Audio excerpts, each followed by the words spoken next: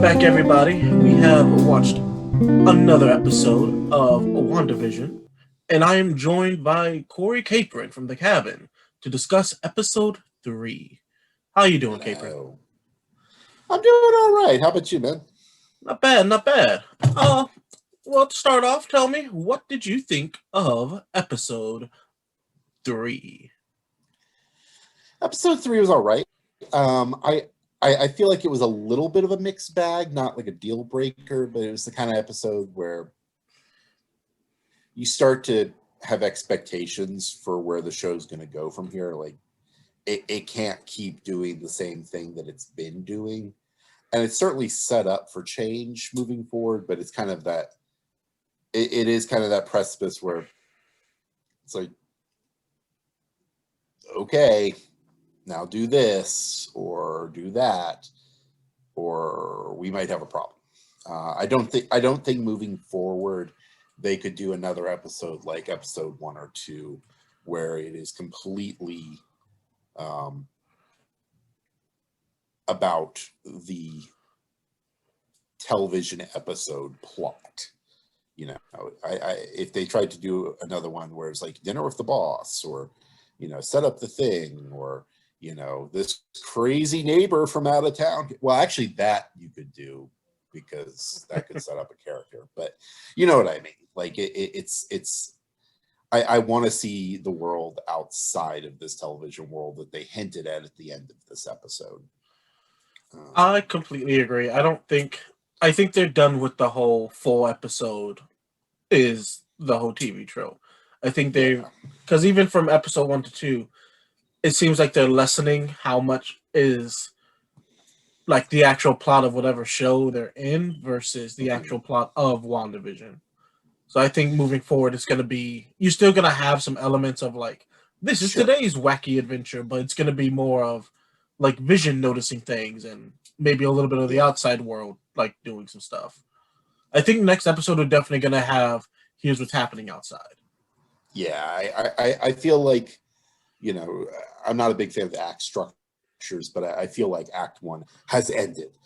And if they keep trying to do what they've done, then it will be kind of perpetually in Act 1. But I don't expect that, so I'm very optimistic.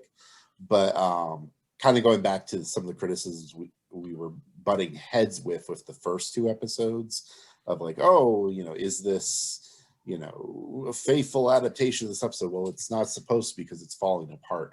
This is the first one where I felt like where the other 2, there was definitely some love letter energy going on to old shows. Like, okay, this is very much a Dick Van Dyke episode. Whether you think it's as well written as a Dick Van Dyke episode, I don't think that's the point. Beyond the Brady Bunch opening, I kind of, it felt more like a love letter to like the 70s show or something. Like it felt like something trying to be the 70s, as opposed to really getting, like, they were getting film grain, like coloring, like, even though it was black and white, really down with those first 2 episodes, where this one was really bleeding in a bit more of the real world. And I think that was intentional, but that's kind of where they got to strike a balance. I found kind of like the Wanda jokiness in this one. The hokiness was starting to get a little too hokey, but like that's kind of the point. But like, yeah, I agree with that. I don't think, so despite the fact that I defended the first 2 episodes, I'm also at the point where like, okay, another one of these is going to bore me. I need progression. And like you said, like, the jokes were cringy, honestly, which I guess is kind of the point. But like Vision's like papaya joke, and like pretty much everything Wanda said was still, her acting, by the way, was still on point. Like, I absolutely love her facial expressions, everything about her is still amazing. But the writing is definitely, I could totally see them doing it on purpose. It's definitely 10 times more cringy. Yeah, it's the danger of it's funny because it's bad. That being said, I think they're also focusing, like, obviously they're focusing a whole lot more on not everything is as it seems. Yeah. I really liked the jump cut edit of Wanda's power in this one. I like that they're mixing up how things get That got me. rebooted. Yeah. I had to rewind because I was like, wait, did my TV just skip? I did too. Honestly, I was like, I think I know what they just did there, but Yeah, I also just had to like, make sure. bump my thumb on the little track bar. But that was good. That was everybody. good. I enjoyed that. Yeah, and yeah, there's definitely a sense of like, we are moving forward. I mean, we got babies. Speaking of which, do you know the full story of Wanda and Vision's babies? I know the Cliff Notes version. I know. I think it involves. I want to say Mephisto, but I may be wrong. So basically, what happened is, you know how and actually Megan even brought this up to me. You know how Vision's an android, so he doesn't really have like people parts. Coin operated boy. Yeah, this isn't like Dragon Ball Z. He was android from beginning to end. Yeah. So basically what happened is, yeah, they're cyborgs. But anyway, Wanda wanted babies so badly, she pretty much convinced herself and Vision that the babies came from him, when actually she created them out of thin air, which actually she created them from pieces of Mephisto's soul by accident. She pretty much Jesusified some babies into her. And if you actually ever go back and look at the artwork, they look creepy. They don't look like babies. They're not okay. Good. I go ahead. I was gonna say then. What was his name? Something Pandemonium.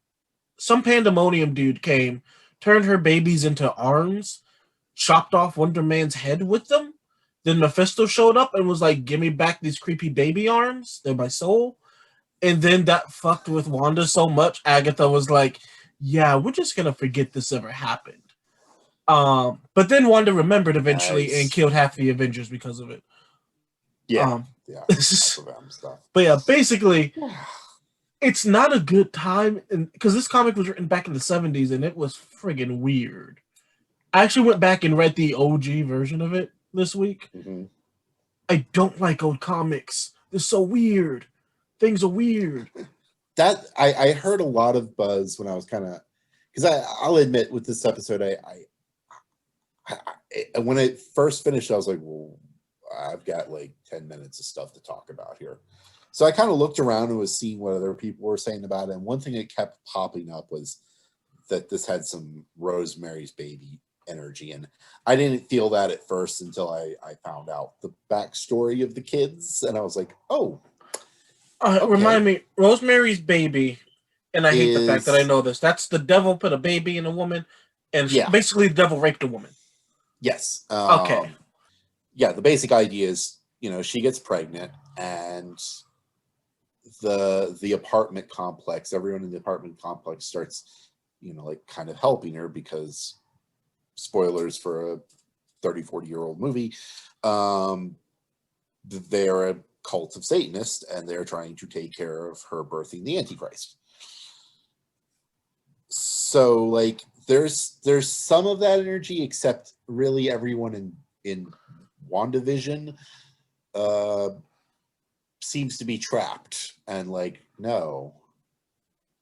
And yeah, I feel like this is, it's a weird thing with the show where I feel like it is going to get really dark. And I think part of it is, I think Disney is kind of responding to the, oh, you're Disney, you won't go dark. And they're like, we're Disney, we can do whatever we want. Like Disney's like, we own It's Always Sunny in Philadelphia and Deadpool now. Just wait to see what we can do. Yeah, which apparently they are gonna do another hard R Deadpool, which more power to them. Opinion-wise, I'm still into it. Oh yeah, I'm even more into it, assuming that the fourth episode does what I want it to do. Going into some Easter eggs. Well, they weren't even really Easter eggs, quotation marks, so far as in they threw it at you. Yeah, it was there was less subtlety this time. It was kind of like much less. And that was kind of I think maybe a detraction for me was that we already had 2 episodes of like the fourth wall has been broken. And so for this one to be like, hey, in case you didn't notice, there's a giant crack in the fourth wall. It's like, yeah, we know. I'm trying to remember. I rewatched it not long ago, but long ago enough that I don't remember as much as I wish I did. I have a theory. I like what they're doing with Vision. So Vision's died pre-snap, so he did not come back with the snap. Right. Caveat: Vision's a computer in a body. Yes. So I have a theory about what they're doing with Vision. I don't think Vision's part of her fantasy. I think Vision's real. Hear me out. Shuri knew of a way to make Vision separate from the Mind Stone. Mm-hmm. Considering where I'm pretty sure Westview is, there's some Stark technology there. Is there any particular reason why Vision's program could not have been uploaded to something else? So Vision is still alive, just not his body. That's a good question. I comic book wise, I know Wanda comic book wise has moved Vision to bodies. Because like in the 90s cartoon, Vision was just Wonder Man in Vision's body. So it's possible to move his consciousness from body to body. It's happened before. I hope so, because I really don't want to do another Wonder Woman thing of like, you have to let me go. Yeah, no, fuck that. I want Vision back. He's a cool character. No, I mean, like, yeah, he'd been Jarvis since the beginning. Yeah. Anyway. Yeah, I think his conscious, I think Vision is alive, just not in his body. But again, low-key, it's probably easy enough to make him a new body. I mean, like, I kind of have faith in Shuri to pull it off. I think the hang up with it is, even though I think now I'm trying to do science without research. That's always a good idea. I think the problem is that you have to mix science with Wanda's magic, and that's always a tricky subject, mixing science and magic. Well, yeah, but what I mean is more just like how much capacity do you need to have to put a human mind on it? And I think it's like, I think humans are like 3 petabytes of just like our brain capacity. I'm giving humans a lot of credit. I work with some of them. Well, I didn't say we all defragment our hard drives correctly. A lot of that's just like, you know, the waste bin is never emptied. But yeah, I don't know. Like I don't know if Stark could do it, which is a Vision high moved, claim considering he did time travel overnight. Vision moved from Jarvis, the computer in Stark's office, to Vision's body. Yeah, I honestly find it hard to believe that somebody did not back up Vision. Well, let me rephrase that. I find it hard to believe Stark didn't back his shit up. Well, here's another thought. Again, I lean towards Shuri because, as you brought up, it is sort of the magic versus tech. Vibranium is a magic enhancer, so it would not shock me to find out that Wakandan computers aren't just like quantum computers, but are like quantum magic computers. Oh, absolutely. I mean, I think from a little bit of research I did, I think that might be even somewhere we're going with a certain green cloaked individual in future movies. My guy too. Wait, actually, okay, we're talking about Doom. Okay, dude, I'm about to say, you said that, I was like, wait, Loki's magical in green cloak sometimes too. No. I'm talking about my guy. I thought Loki. So. Okay, yeah, I thought so, but I was like, wait, we do have a green cloak guy coming soon. But I love Doom. Doom has been the hardest thing about the last 30 years of liking. Doom's always been tricky for me. He's a hard character to because I like screen, apparently. I like the Doom that just wants to be left alone. Yeah, I don't exactly like the universe dominating Doom as much. Like even Doom in like Secret Wars was just like, I'm not particularly evil. I just put what I could of the world back together, and it turns out I wanted to be in charge. So the other thing that I think we're gonna find out sooner or later, do you think they're gonna go the route where, especially now that they have it in their like weaponry, do you think we'll they're gonna like reveal that she's Magneto's daughter? Do you think that's gonna be part of WandaVision? Oh man, I don't think it's going to be part of. If there's a season 2 of WandaVision, maybe. I don't think it's going to be part of WandaVision. I It think it'd be a could lot to throw in. Yeah, I'm expecting more WandaVision to be a introduction to Mephisto, or yeah, I'm kind of leaning hard on the Mephisto theory. I know the X-Men are coming, and I know that they want that Wolverine Avenger, but I don't know how they're gonna fit it in. I want to wrap back around to Mephisto because I have another theory to pose to you about that. Going over to just the sheer amount of stuff they threw in here. So Geraldine, who we know is Monica Rambeau. Yes. So I thought she knew she was in there, but from the way she was talking, ambiguous. It was like she was realizing she was in there. Yeah, it feels like, and she was scared, which is just what I'm calling the world that they're in. It does have a very drug-like quality to it, where it's like once you're in it, the plot says so. Wait, what? No, the plot says so. Oh, I am now a character of the plot. Yes, but it takes you over a little bit, and then every once in a while people break out a little bit. And like, but Agatha and Ferb seemed like they were never in it. Agatha and Ferb seemed like they know, especially Agatha. She's known what's going on the whole time, to the point where they were worried. But they're also worried about Geraldine doing something. Yeah, she's curiously the most scared of any of them.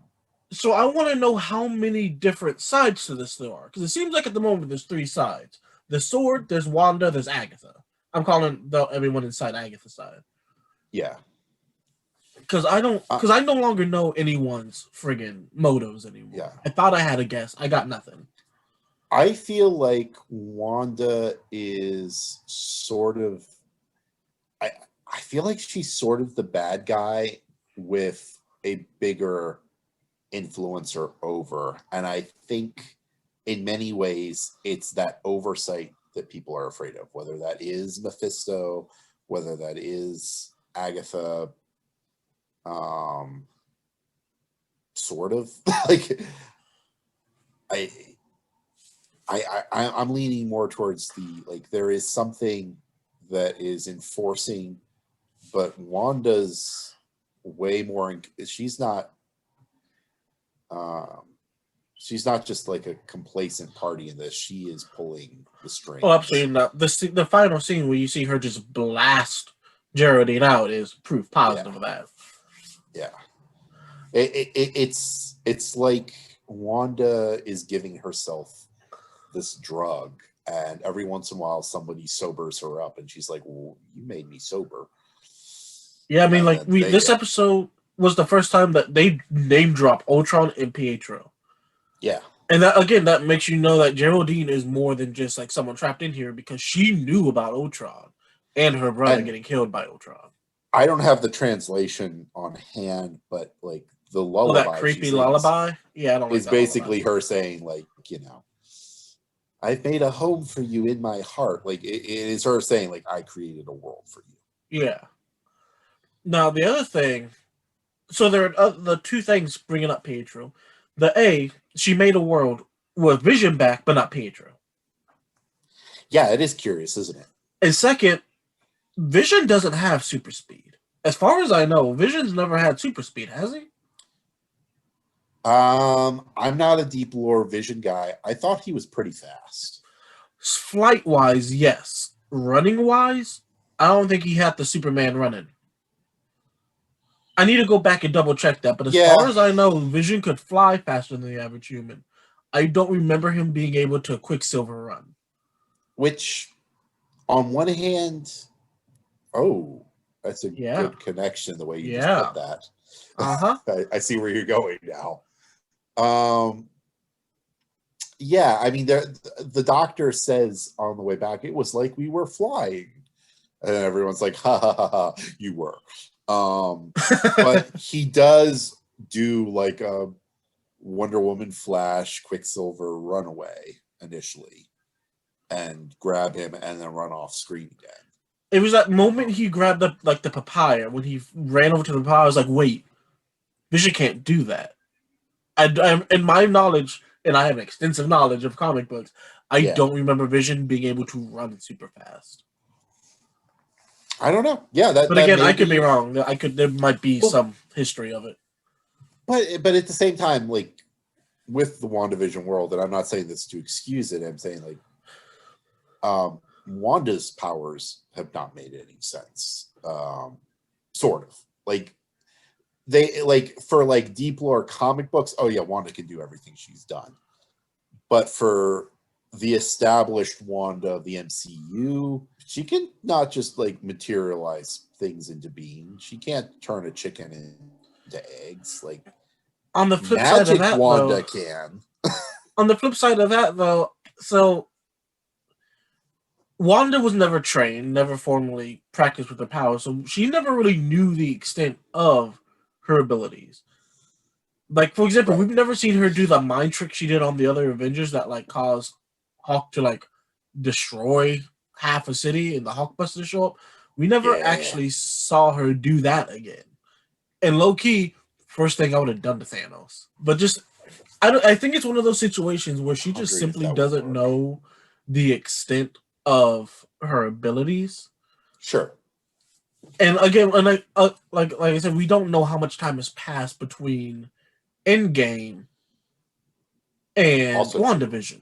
Like we have absolutely no. We have a vague idea if Geraldine is Monica Rambeau. We have a vague idea, but again, we don't even know if Monica Rambeau survived the snap. And here's another curious possibility.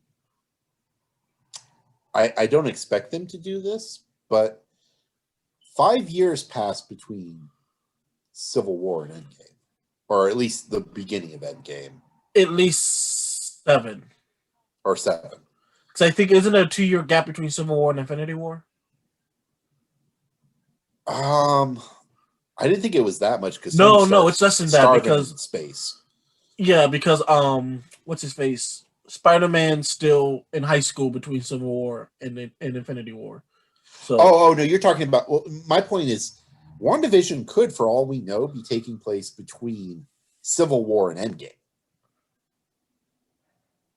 which means that a lot of powerful people aren't on the table to be intervening with this. Because the first thing you would think, so you think she? No, she was dusted though. Oh, you're right. I'm sorry. Yeah. Scratch that part. Bad theory. But and before Infinity War, Vision was still alive. Okay. Yeah, because I just there's a part of me. It's like, why isn't Doctor Strange already over here going, "Yo, cut this noise out"? For all we know, he might be. Speaking of Doctor Strange and the multiverse, so we know that S.H.I.E.L.D. is not part. They took S.H.I.E.L.D. away from, like, the Agents of S.H.I.E.L.D. out of the MCU Extended Universe, which is dumb. That being said, though, we got Mephisto on the table. I don't know if you've seen Agents of S.H.I.E.L.D. That Ghost Rider in that show was perfect. I have not gotten to him yet. Oh, I'm sorry. Spoiler alert. Ghost Rider's an Agent of S.H.I.E.L.D. No. I know he's in it because I was like, I think I'm done with Agent of S.H.I.E.L.D. And then, like, you should be. It's not great. Someone's like, was like, but you know, Ghost Rider's in it. I was like, he's literally the only good part at this point. I don't know which one did it first, but like between that and Legends of Tomorrow, where it's like, you know, they brought back John Constantine. I'm like, and again, he's the best part of Legends of Tomorrow. Yeah, it's like, guess I'm gonna have to rewatch. Guess I'm gonna watch it. Just to have a very, I'm a very hetero man, but him and Lucifer showed up in the same scene. Oh Jesus! And yeah, there was a quick moment. I was like, "Am I though?" No, that's the equivalent of back in the day with Torchwood, when Jack Harkness and James Marsters have a scene where they just see each other across from a bar. They like both like take pound drinks back, smash them, come over, punch, and kiss. And I was like, that's the most hetero challenging scene ever put on. But yeah, I want them to bring back that Ghost Rider so much. Like if they can scrap the rest of Shield, but he was great. Also, they wasted the Gravity dude in Agents of Shield, and that angers me as well as the Inhumans, and all of that pisses me off. One more theory about this episode to pose to you. Yes, Scrolls. Do you think that the people? Do you think the people in Wanda's vision, could be? Do you think Skrulls are gonna play a role in WandaVision? Because Secret Invasion's coming, we know that. Yeah, I doubt it. They've already played a role in Ms. Marvel and Monica Rambeau's. They have. That's true. And they were up in space with Nick Fury, and that's what S.W.O.R.D. is. I would be surprised. I'll put it that way. Like you make a good case. Dottie and Phil. Again, this is deep lore. Yeah. So Dottie and Phil are actually so comic book wise, and I'm hoping I'm not getting this wrong. They were magic users. Their whole thing was there was a point in time where I can't remember who it was, but they were trying to create magic babies. And apparently that lamp in their house behind them is a reference to their kids that they were forced to have and were killed. But that's like deep lore stuff. And they have the same names and everything. It clicked when we found out that Dottie and Phil were husband and wife. Because they are comic book characters. Okay. I think that's something to look for in episode 4. Like that might be a thing. I definitely think that in episode 4, a lot of these side characters are going to be far more important. Yeah. But see, that's the hope I have for WandaVision. They have so much they can do, and they have so many characters they can use. It's going to be the ultimate test of, like, what can they do with time? Not so much time as in you have to wait 13 years to see, like, an arc go down. But now we have maybe 8 to 10 weeks where they can flesh out an entire time, like an entire series. Yeah. And, like, the biggest issue they're going to have is that, like Iron Man said, we're in the end game now. Like, they can no longer do episode 1 and 2 stuff. They have to make this story keep us interested to keep watching week after week. Because if WandaVision doesn't do as well as I want it to do, less people are going to give a shit about Falcon and Winter Soldier. And Loki, the only reason people will watch that is because Tom Hiddleston.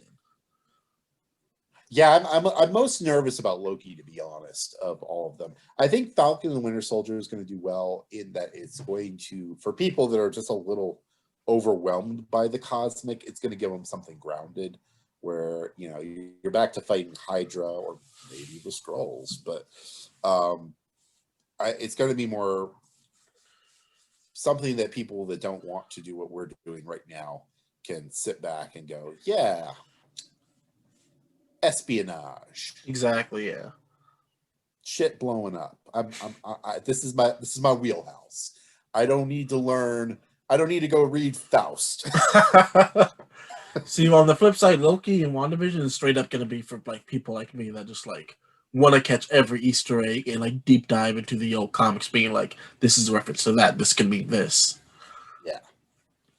And it's obviously probably really smart them doing WandaVision, Winter Soldier, Loki. So they have like that gap of like non-powered people doing stuff. Yay. Yeah, I'm most nervous about Loki. It's gonna get crazy. I feel like it's gonna get crazy. I feel like it's gonna tie some stuff together. It's gonna be a bit tricky to do. Yeah. Because Loki's definitely the doorway to expand to a bunch of other shit. I mean, it's one of those episodes where like there's not much to talk about. We just set up a bunch of stuff and we have to wait to episode 4 to like wrap our mind around it.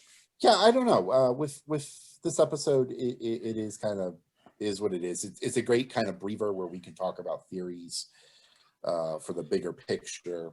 It sets up some stuff. But the episode in of itself was it was a little flimsy. It was, And I think part of that is because it's a setup episode. yeah. I mean, that is what it is. Which means, but like again, that means that episode 4 has to come out with a bang and at least give us an answer to something. Yeah. All right. Well, as always, Capron, it is a pleasure to talk to you. Likewise, so. And we will be watching episode 4 in a few days, and we will be talking about that, and hopefully that shit slaps. Yes. All right. Take it easy. Well, as always, Capron, thank you for joining me.